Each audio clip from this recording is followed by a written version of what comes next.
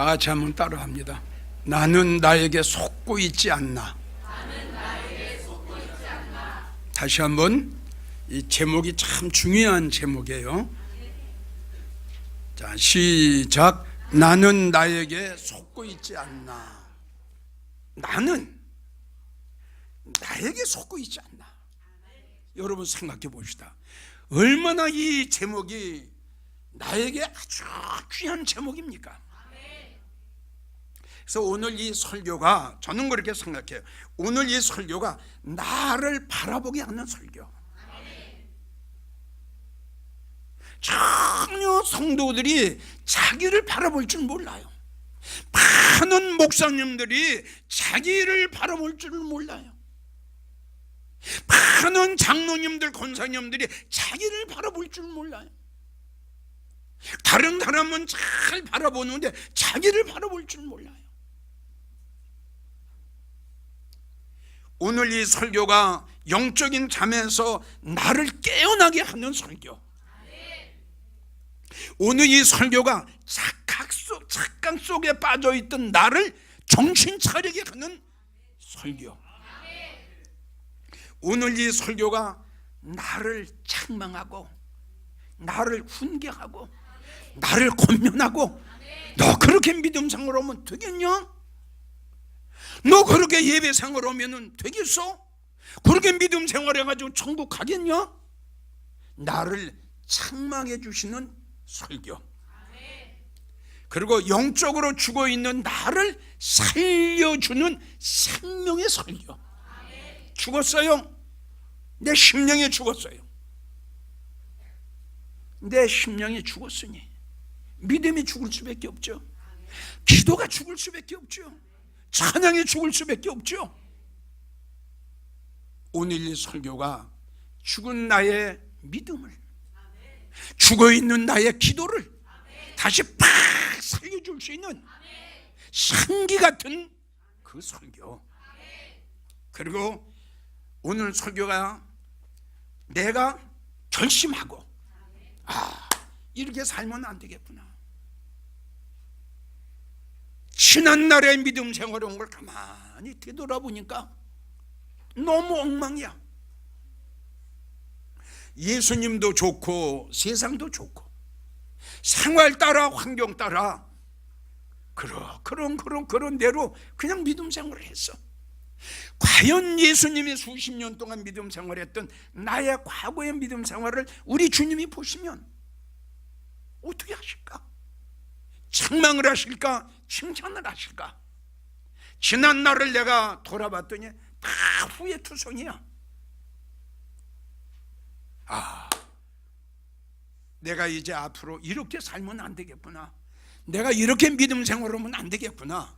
그리고 마음의 결심과 마음의 결단, 마음의 허리를 동이는 설교.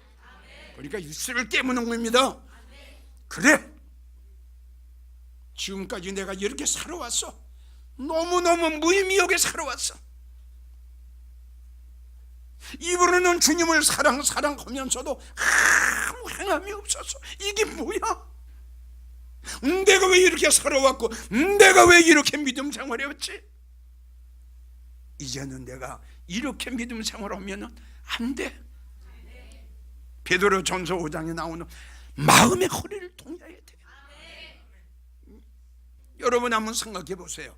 다른 사람에게 속아도 억울하고 분한데, 아니 내가 나에게 속아요. 우리 한번 곰곰이 생각해 보세요. 다른 사람이 나를 속이는 게 아니라 내가 나를 지금 속고 있다니까. 내가 나에게 지금 속고 있어요. 내가 나를 속이고 있어요.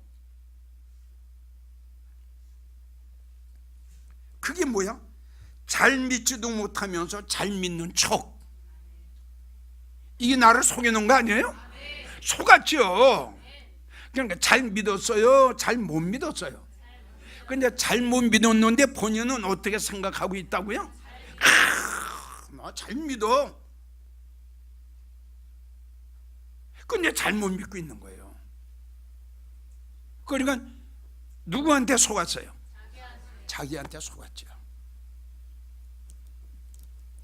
본인은 쭉정이에요. 여기 아무것도 없어요. 그냥 성경 가지고 교회 나오는 것 뿐이에요. 여기 주님이 안 계세요. 그리스도의 영이 없어요. 성령이 안 계세요. 은혜 쏟은 지가 아주 옛날 됐어요. 아무것도 없어요. 이걸 가지고 마태복음 3장을 보고 쭉정이라고 그랬거든요. 근데 본인이 쭉정인데 본인이 생각할 적에는 뭘로 생각하고 있어요? 알곡을이요.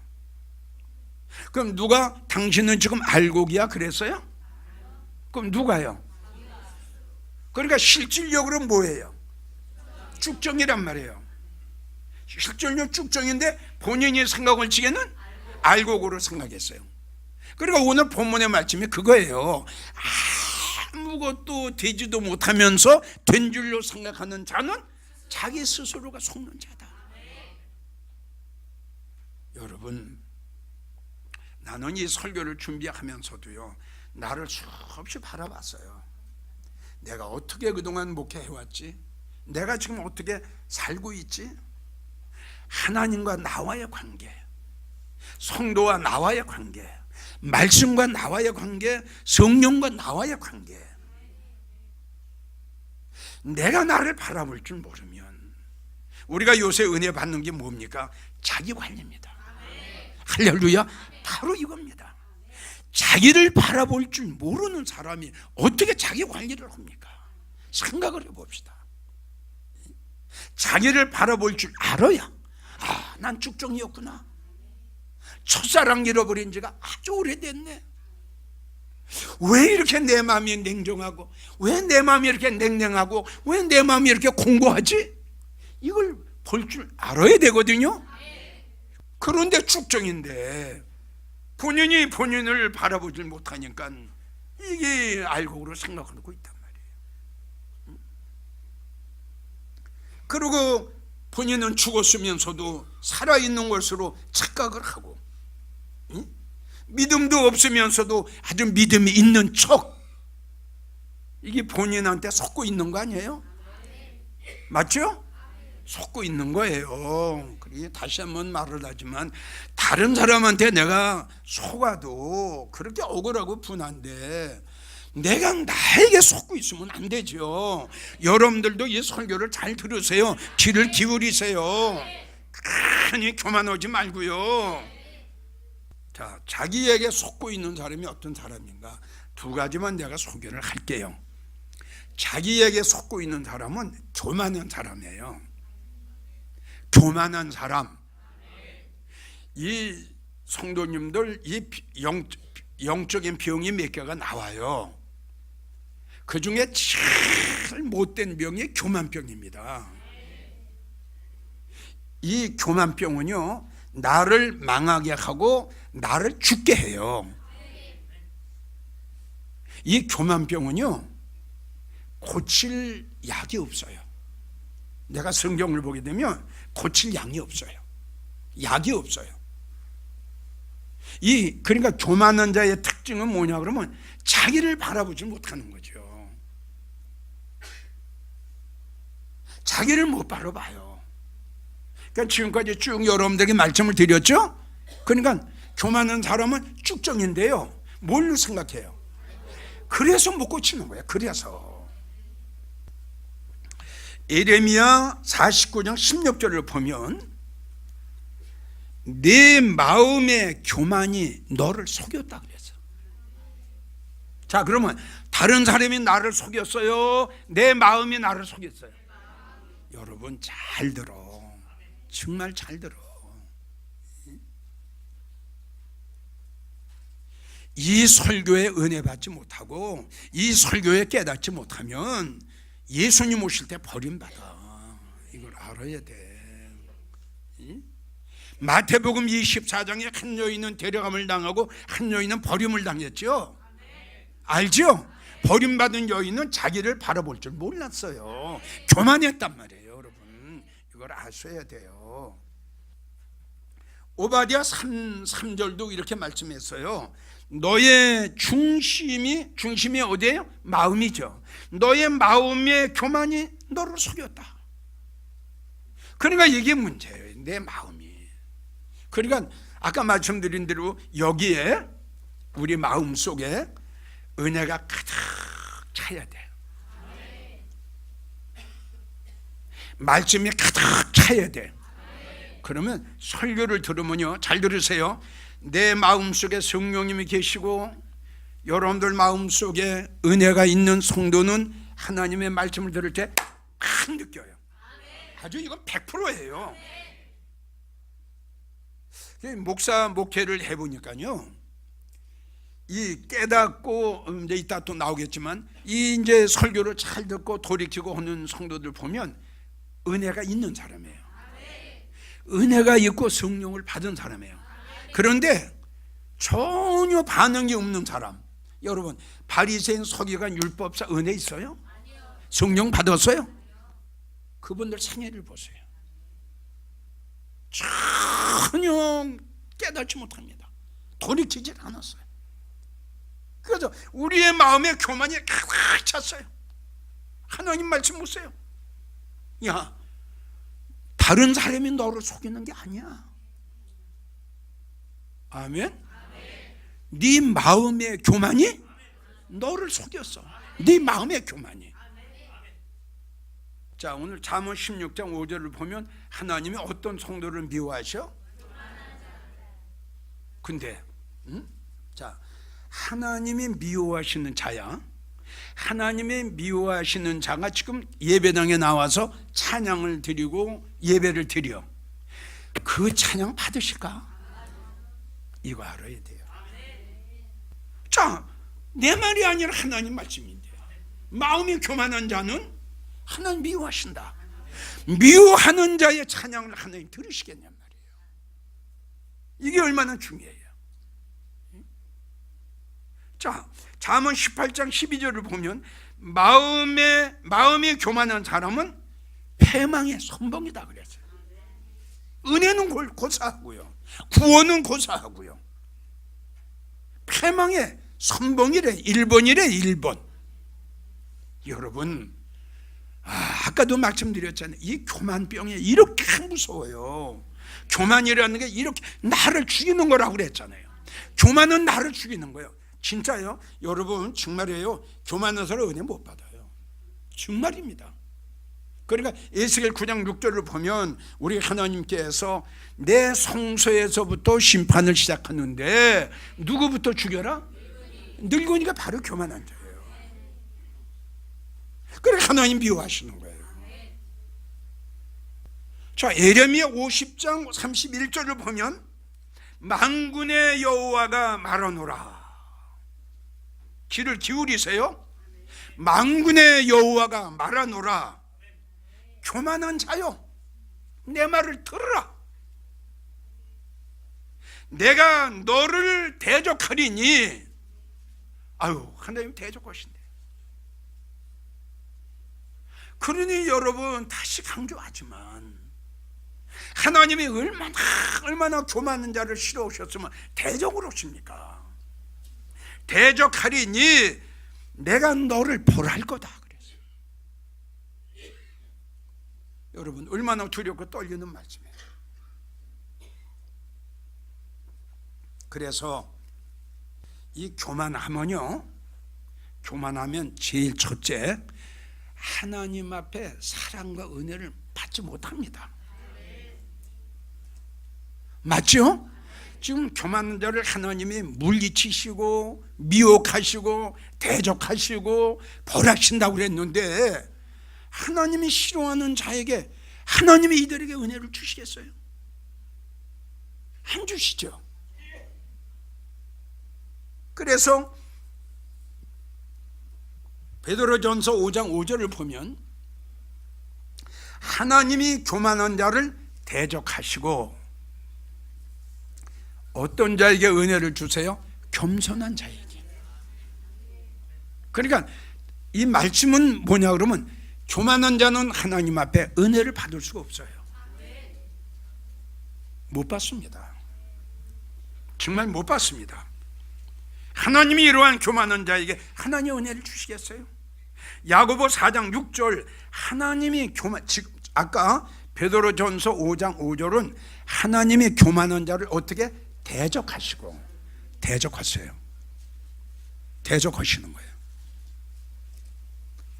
그 은혜 안 주세요. 자, 야고보 4장 6절은 하나님께도 교만한 자는 물리치세요. 물리치세요. 여러분 잘 들으세요. 진짜 잘 들으세요. 이 교만병이 얼마나 무서운 병인가. 우리 천국 가야 되잖아요. 우리 구원받아야 되잖아요. 아멘이에요? 예? 우리 하나님 오늘 저녁에 우리 생명을, 우리 천국 가야지요. 근데 하나님이 보세요. 내가 너를 벌하겠다고 그랬잖아요. 내가 너를 미워하고 너를 대적하고 내가 너를 물리치고, 근데 구원 받겠어요?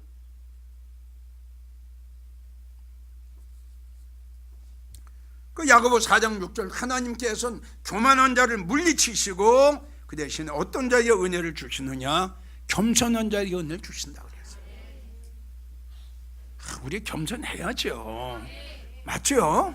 진짜. 그리고 자, 이 은혜의 중요성은 말로 다 할 수가 없죠. 은혜 받기는 얼마나 어려운 줄 압니까? 예? 여러분, 성경에 딱 3가지가 나와. 은혜 받으려면 정직해야 돼요. 정직하기가 얼마나 어려운 줄 알아? 성경을 보게 되면 생각이 정직해야 돼, 마음이 정직해야 돼, 이 말이 정직해야 돼, 나의 생활이 정직해야 돼. 한마디로 말해서 여러분 예수님을 사랑한다고 하면서 11조 도둑 주는 사람이 그게 예수님 사랑하고 그게 정직한 자입니까? 하나님 앞에 엄청난 사랑과 축복을 받았으면서도 감사할 줄 모르는 성도가 이게 정직한 사람이냐? 예?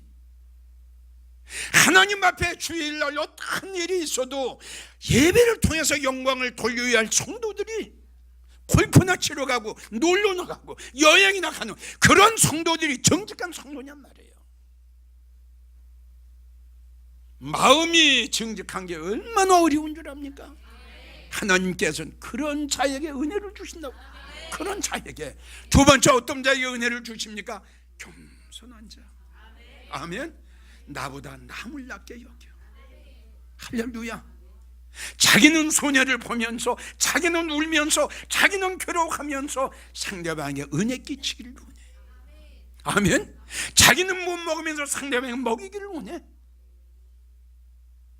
상대방 유익을 주기를 원해. 형제가 오리를 가자고 했더니 심리까지 가주는 거야. 믿어주면 아멘 오세요. 이렇게 해야 하나님이 그의 성도에게 은혜를 주신다고 했는데, 여러분 거짓말이나 하고 입으로만 주여 주여 하고 하나님 앞에 인색하고 예배 엉망으로 드리고 기도도 안 하고 이런 성도에게 하나님이 어찌 은혜를 주십니까? 생각을 해보세요. 은혜가 얼마나 중요한 줄 압니까? 창세기 6장을 보세요.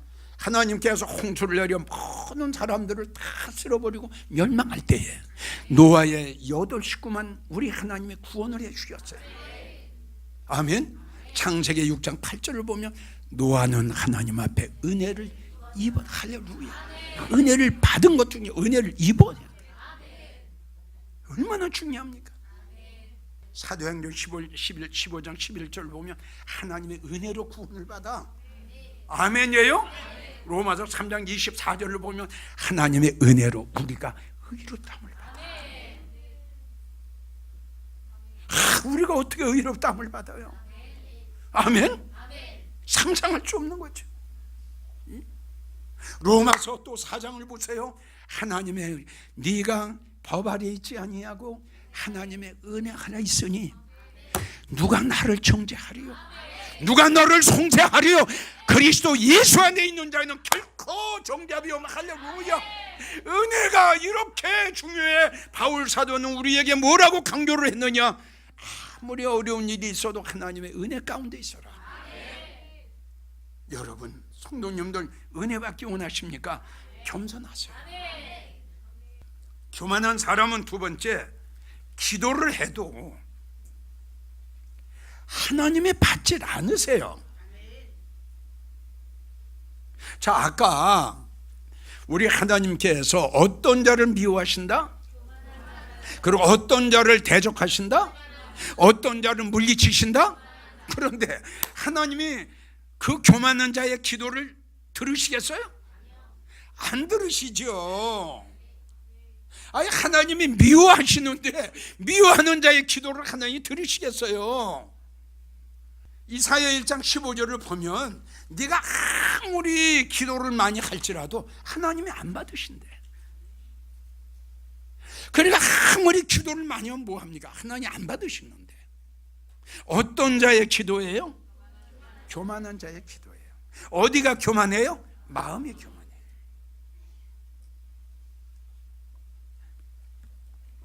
자, 성도님들은 들어보세요. 에레미야 애가 3장 8절을 보면 하나님이 이렇게 말씀하셨어요. 자, 우리가 믿음 생활을 하다 보면 어려운 일 많이 닥치지요. 가정의 어려움, 사업의 어려움, 물질의 어려움, 또 생활의 어려움, 많이 어려움을 당해요. 그 어려움을 당했을 때 어떡하죠? 기도하죠. 뭐라고 기도하죠? 하나님 나 좀 도와달라고? 맞아요, 안 맞아요? 그러니까 이거 보세요. 예? 너희가 어려운 일을 당해서 도움을 구하나 하나님께서 내 기도를 내가 어떻게 물리쳐버린다. 안 들으시겠다는 거예요. 예. 내 기도를 물리치신다. 안 들으시겠다는 거예요. 여러분, 교만한 게 이렇게 불행하다니까. 내가 어려운 일을 당해서 하나님 앞에 도움을 구했더니 이번에 이 말씀 보세요. 하나님이 구름을 내려가지고, 구름, 내가 기도를 했죠. 기도했죠. 올라가죠. 구름으로 가려 딱 막아버려. 여러분들이 기도해서 응답이 없나요? 여러분들이 기도해가지고 열매가 없습니까? 다시 한번 본인들을 생각해 보세요. 분명히 에레미야 33장을 보면 너희는 나에게 와서 부르짖어 기도하라. 내가 너희의 기도를 들어 응답하리라. 분명히 말씀 오셨는데 내가 그렇게 기도를 했는데도 왜 내가 응답이 없나? 무슨 이유일까? 왜 그럴까? 그러면 자신들을 한번 바라봐야죠. 왜 이렇게 응답이 없을까? 자신을 바라보면 분명히 뭔가 하나 나옵니다. 분명히 나옵니다. 이걸 놓고 하나님 앞에 회개 기도하는 거예요. 아멘. 자, 우리 예수님께서 뭐라고 말씀하셨어요? 에레미야 13장 15절, 사랑하는 성도들아 귀를 기울여라. 아멘. 사랑하는 성도들아 귀를 기울여라. 제발 교만하지 마라. 이렇게 말씀하셨어요. 그리고 아까도 말씀드렸지만은 우리는 하나님께서 어떤 자에게 은혜를 주시느냐? 겸손한 자에게 은혜를 주세요. 잠언 29장 23절, 마음이 겸손한 성도는 천국에 가서 영예를 얻으리라. 할렐루야. 여러분, 겸손이 이렇게 중요하고 은혜가 이렇게 중요해요. 잠언 15장 33절, 하나님이 우리에게 하신 말씀, 겸손은 종기의 앞잡이라. 은혜를 받으면 낮아집니다. 은혜를 받으면 내가 겸손해집니다. 자, 두 번째, 어떤 성도가 자기에게 속고 있는가? 어떤 성도가 내가 나에게 속고 있는가? 두 번째가 깨닫지 못하는 자. 자기의 실수, 자기의 잘못, 자기의 부족, 자기의 연약함 전혀 깨닫지 못해요. 그래서 성경을 보게 되면 이사야 6장 9절, 듣기는 들어도 깨닫지 못해요. 잠언 5장 6절, 길이 든든지 못해도 엉망이야. 믿음 생활하는 게 엉망이야. 그래도 깨닫지 못해. 전도서 8장 17절, 많이 알아. 성경을 수십 독을 했어. 책을 수백 권을 썼어. 그래도 자기의 잘못을 깨닫지 못해. 호세아 7장 9절, 50년 60년 동안 믿음 생활해서 머리가 허해.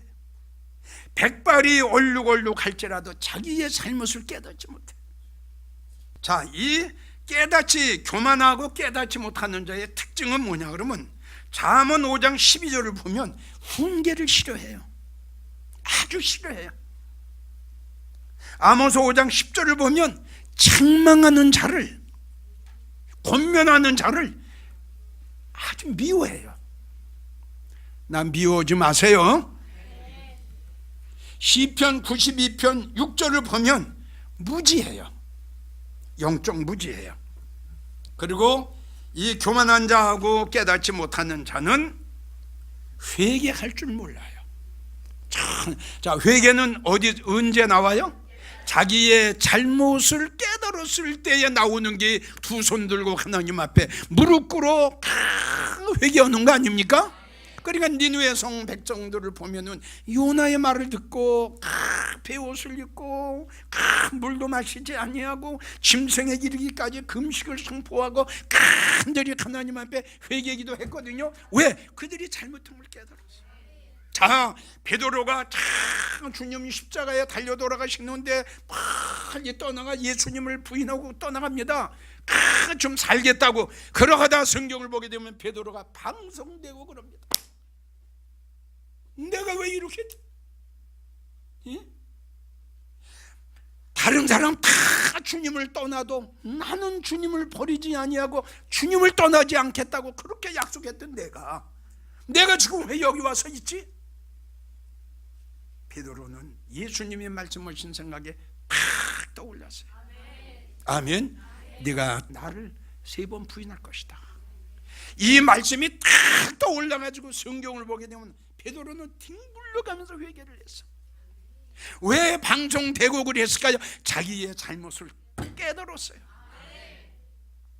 에스겔 18장을 보면 너희는 모든 죄악을 버리고 할렐루야 주님 앞에 무릎 꿇어 회개할지어다. 자, 결론을 맺습니다. 시간도 많이 가고 성도들이요, 정말 이기용 목사가 여러분들에게 부탁합니다. 부탁이 아니라 애원입니다.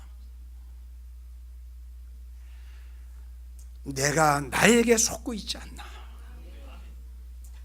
내가 나를 지금 바라보지 못하고 있지 않나? 예? 성령도 은혜도 말씀도 주님도 다 나간 축종인데 내가 알곡으로 지금 착각하고 있지 않나? 오늘 본문의 말씀처럼 아무것도 되지도 못하고 된 줄로 생각하는 자는 네 자신이 스스로 너에게 속는 자라. 성도님들, 나를 바라본다는 것은 너무너무 귀한 겁니다. 나의 믿음과 나의 신앙과 나의 심령 상태를 한번 돌아본다는 것은 내가 사는 겁니다. 내가 사는 거예요. 생명입니다. 부디 이 말씀을 잘 마음판에 새기셔서 내가 나에게 속지 아니하시는 교만한 자가 아니라 겸손한 자, 무지한 자가 아니라 지혜로운 성도님들이 되셔서 이제부터 새 출발하셔서 정말 주님 앞에 사랑과 주님의 은혜를 받는, 오늘이라도 우리 예수님 오신다면 에녹처럼 엘리야처럼 주님이 준비해 놓으신 어린 양 혼인잔치에 들어갈 수 있는 성도님들이 되시기를 예수님의 이름으로 간절히 축원합니다.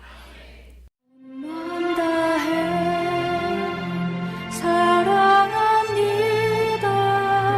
온 마음 다해 주 알기 원하네. 내 모든 삶 당신 것이니 주만 섬기